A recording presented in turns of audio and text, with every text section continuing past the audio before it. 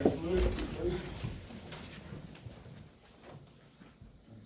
pledge allegiance to the flag of the United States of America and to the republic for which it stands, one nation under God, indivisible, with liberty and justice for all.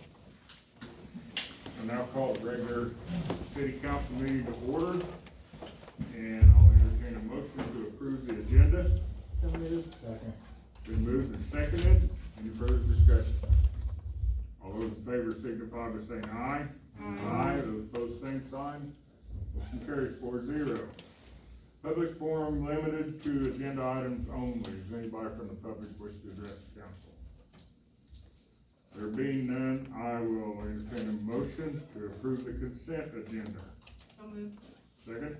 Second. Been moved and seconded. Any further discussion?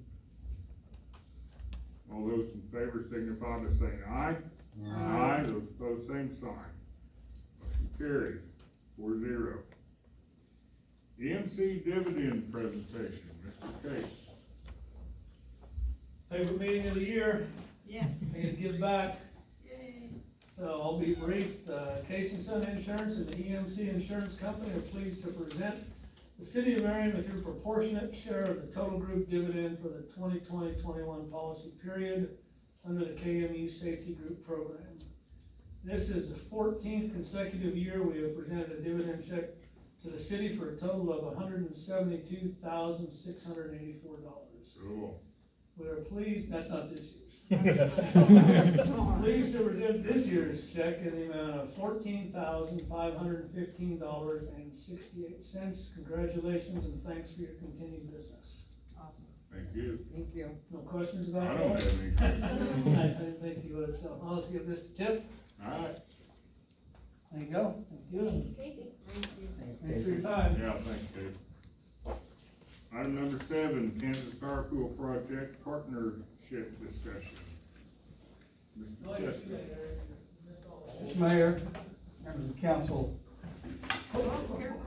I'm all right. I appreciate the chance to be here today. I know that you've got on your agenda and you've got in your packet, I'm confident you've reviewed in your packet a couple of documents that pertain to this item. If I could, maybe I could give you just a little bit of history that might really put it in good context. In 2013, KPP Board of Directors adopted a policy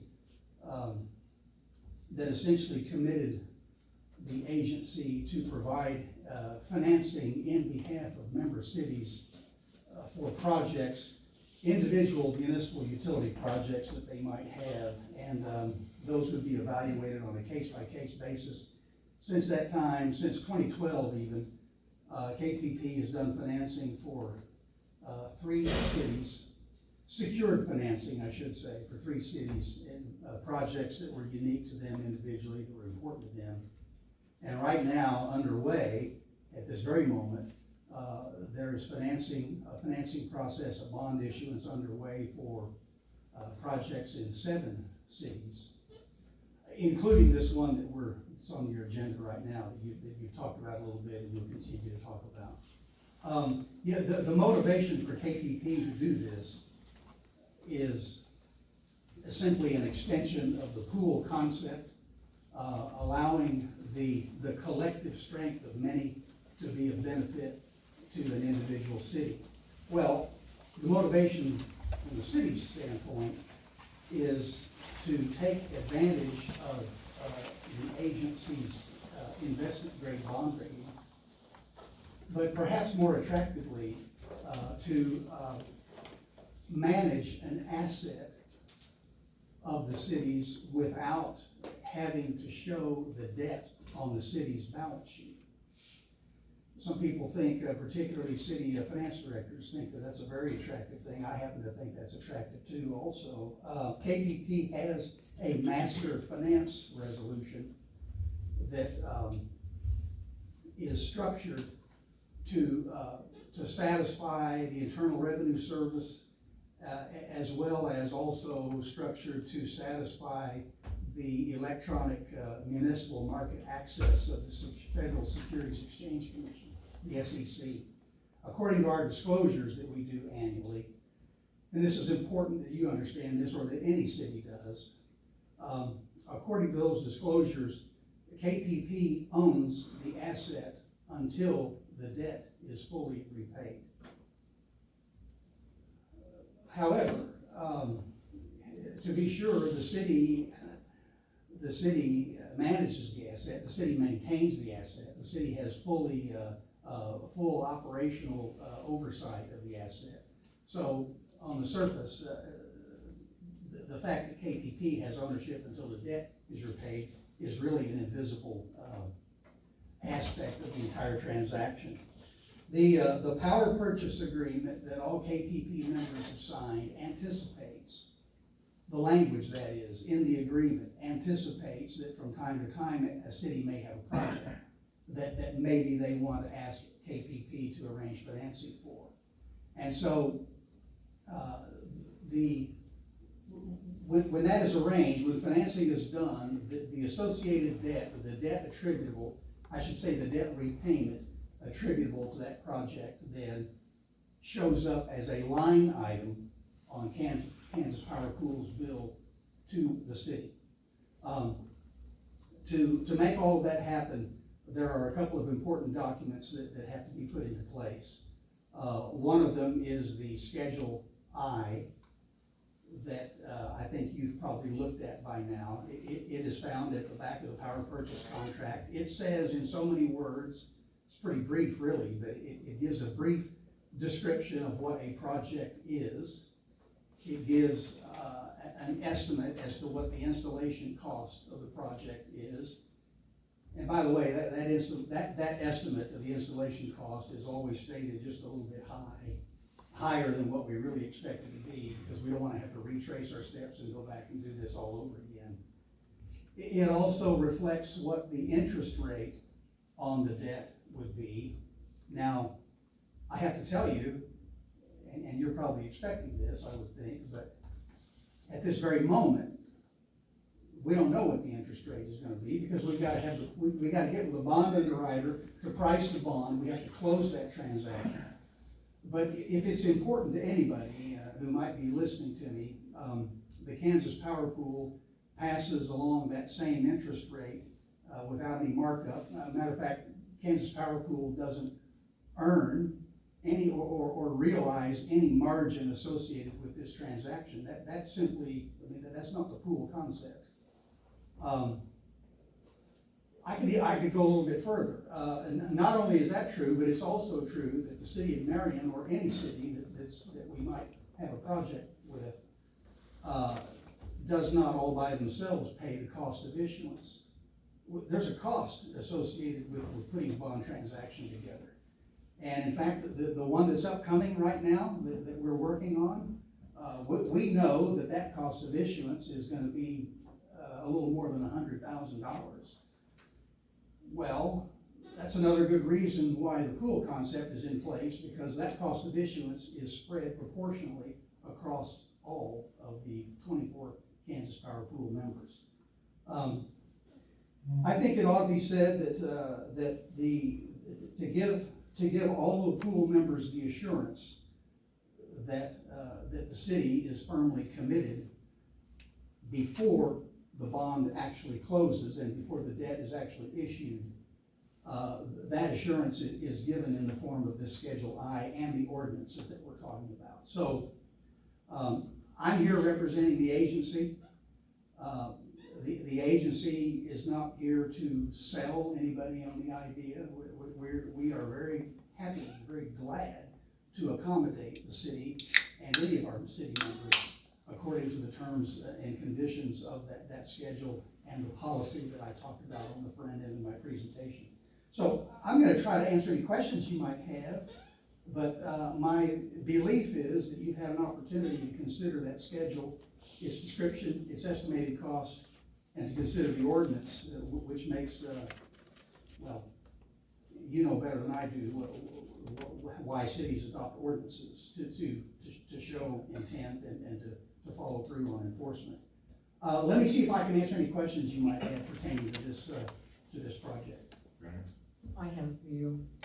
Will this $4 million cost or thereabout complete the entire project, and all the houses and businesses will be hooked up to 7,200? Well, I think the quick answer is yes, but maybe that answer needs to be qualified just a little bit. Understand, this is the city's project, this is not the agency's I project. understand that. And so it's a little bit difficult for me to make assurances as to the entire scope of the project. I think the quick answer might be yes. It's intended to complete an upgrade that had been started some time ago and bring, and have all the citizens and businesses beneficiaries of an upgrade in voltage that is meant to assure that power quality. So I think maybe if there's something more that is determined by an engineer at some future date, I mean, that would be a different scope of work, I think, a separate and besides this one that we're talking about. So, Roger, if you have anything more you want to say on that, but that's my understanding as the way it's been presented to us. Okay, well, maybe you can't answer these questions, and maybe Roger needs to. What part of this project will be the city crews be doing? Have we discussed that yet? The city crews will not actively be working on this upgrade, Okay, thank you. okay? Now, there is still one component. Let me back up to your first question. This whole project was planned by ESC Engineering for us on the original premise that we were going to continue to work towards resolution of this upgrade in-house, okay? Okay, So it was broken down into 22 separate scheduled tasks, okay? And those tasks ultimately addressed, as our system currently sets, getting standardized voltage throughout the system, okay? So no more dual voltage operations within the town. Of those 22 steps originally proposed, city crews, as we've been working on getting this project engineered, designed, out for bid let, and working financial options, have completed one of the 22 steps, which was the south end of the hospital upgrade, and then the subsequent rebuild of the old pad mount transformer that when crews were working on. By the time all of this project closes, our city crew may still continue and do what's called the Dieter Station upgrade, which from your area, instead of going north up your alley, this will go south and then, well, actually east and then south, to upgrade that substation to 24.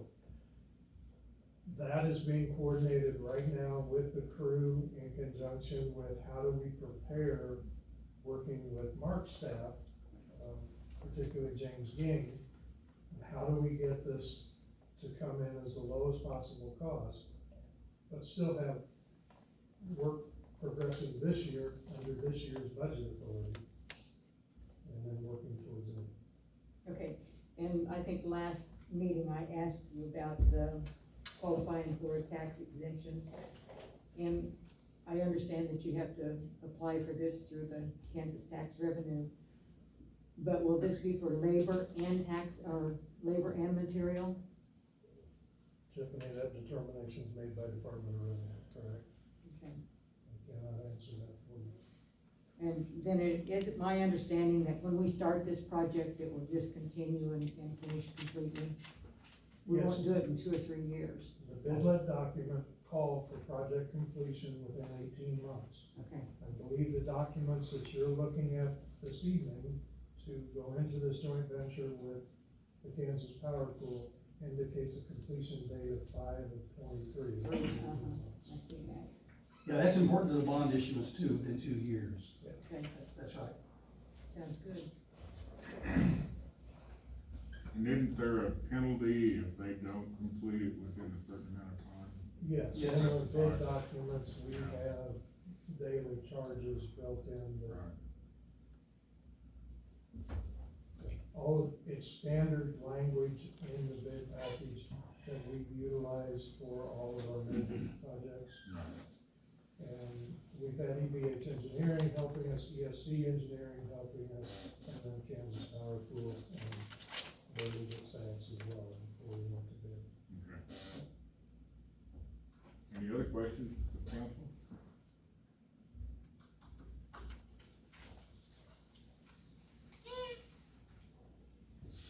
This not only is just for, transferring our businesses and homes from 2,400 to the 7,200, but it also, upgrades our switchgear station too, right? Ultimately, the switchgear station will be retired on this project, Oh, okay? Because with the elimination of the 2,400 circuits, we no longer need that apparatus within the system. okay. Part of the design and the benefits of going to 7,200, you localize the safety and switching apparatus into smaller areas within the town. So if there's an outage, it isn't 1/6 of the town, or currently 1/5 of the town, is what one circuit out of the switchgear operates. Will we be able to backfeed on a circuit? If one circuit goes out, can we backfeed on it from another circuit? Yes, this design, during the construction phase, there's the existing south 12.5 Right. and existing north 12.5, and part of this phase puts a center 12.5. So it lessens the load on the three. We can actually do the entire project on 2 circuits, given the amount of power that's required. But the project is being designed with a third one that'll service, basically it'll go down Santa Fe and across the creek and then up. When that's done, if we were to lose a south leg, we'll be able to feed off of the new center or the north, depending on which connection point is the closest to the outage. Vice versa for all three of them. So it'll be a matter of minutes of bringing that, circuit that's down back up online by backfeeding.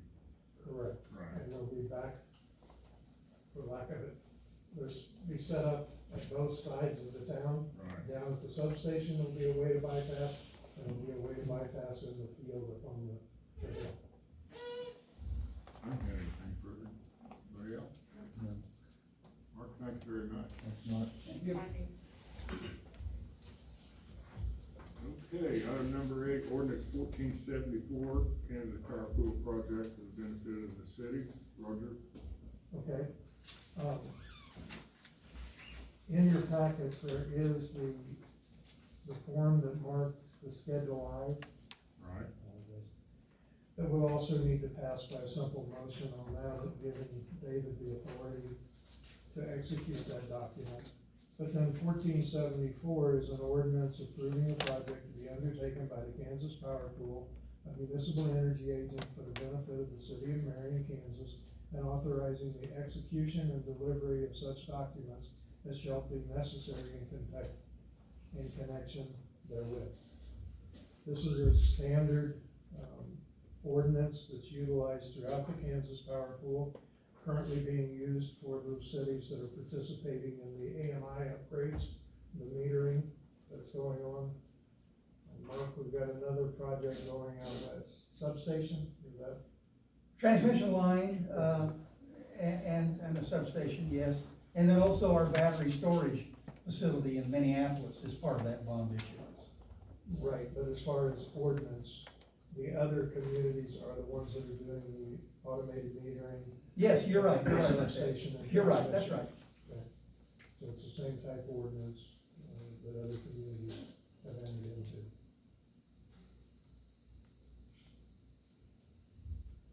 Okay. Any questions?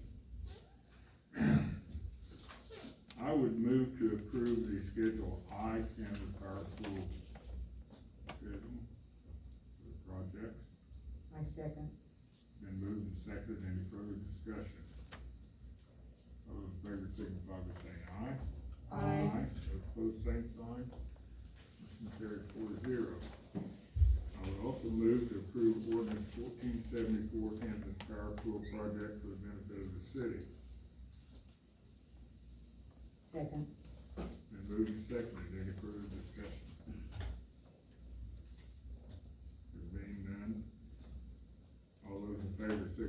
saying aye. Aye, those opposed, same sign. Motion carries 4-0. Okay, item number 9, grant of right-of-way to Evergy Kansas Central Incorporated. Roger? Evergy of Kansas, is in the process of upgrading their transmission services and facilities throughout Marion County, including a new transmission line from one part of the county to another. As part of this, they would like to upgrade our transmission service by taking what is existing overhead transmission lines, converting that to underground, coming from the West Star substation that sets out at Tilson Road and, the old highway. Coming down through KDOT right away across, in order to go from KDOT right away to the Vine Street right away, and then to get down to Washington to follow the route in. They're requesting to purchase a utility right-of-way easement from the city on a parcel that we own adjacent to the KDOT right-of-way. This land was acquired as part of the levy project back in the 70s. And what they're proposing is basically Lot 1, West Marion addition to the city of Marion, Marion County, west the park for the public right-of-way. We have a roadway in there, so they won't be getting the permanent utility easement there. But they will have a total of an 80-foot easement through the front. There's a diagram and an aerial view in your packet. We have had our legal counsel review it. It is the recommendation of staff to grant this utility access easement so they can move forward with the proposed upgrade of the transmission lines that ultimately serve our substation. Is there any questions regarding this? Will this be a permanent easement? Yes, it is. Are they paying anything for it, or is it just part of a cooperative agreement They did agree to pay $1,000 one time? one time. Any further questions?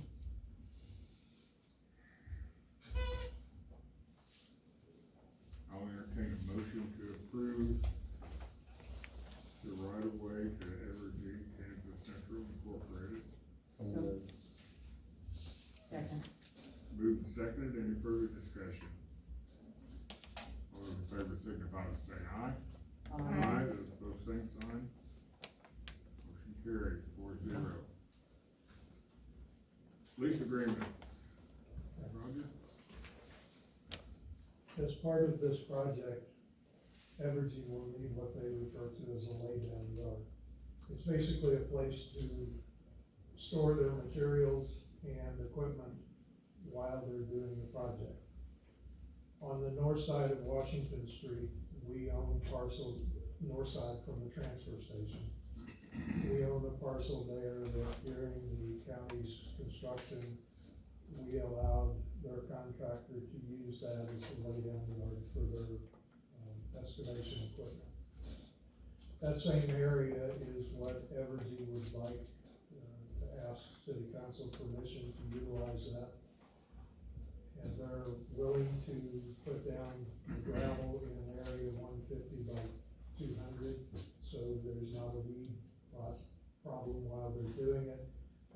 We're still in discussions if they will leave the gravel when it's done. If they do, it's a definite advantage to us. But the proposal is to lease the land beginning June 1st with an expiration of 12/31 this year. they do have the right, if they can complete this project, weather permitting, in 2-3 months, they'll give us 30 days notice and then terminate it. But, what we had negotiated was a proposal of $500 per month for them to utilize, that land. It will give them storage very near the project. We have utilized it for similar use in the past, and it posed no significant problems. So we're asking permission to enter into this lease agreement with Evergy for the doing the project. Any questions from council? There being none, I would move to approve the lease agreement between Evergy Kansas Central Incorporated as the leasing and the city of Marion, Kansas as the leaseor. Do I hear a second? Second. Been moved and seconded. Any further discussion? All those in favor signify by saying aye. Aye. Those opposed, same sign. Motion carries 4-0. Item number 11, museum board and bylaw change request. Susan, I guess you're gonna address Well, that. I don't have it with me, I gave it, everybody's got their packets. We just mainly updated the bylaws, they were over 10 years old, made some changes in wording mainly, and Roger pretty much explains it, what's in there. Maybe you can read that part right there, explain it. At the bottom of the page. So, do you want me to talk about the Yeah, changes? that'd be fine, Sure, go ahead. that'd be fine. Okay. The basic changes within their bylaws, format remains very much the same as it's always been. They are desiring to add greater definition to the city's budgetary responsibilities, which is in Article 2, Section A.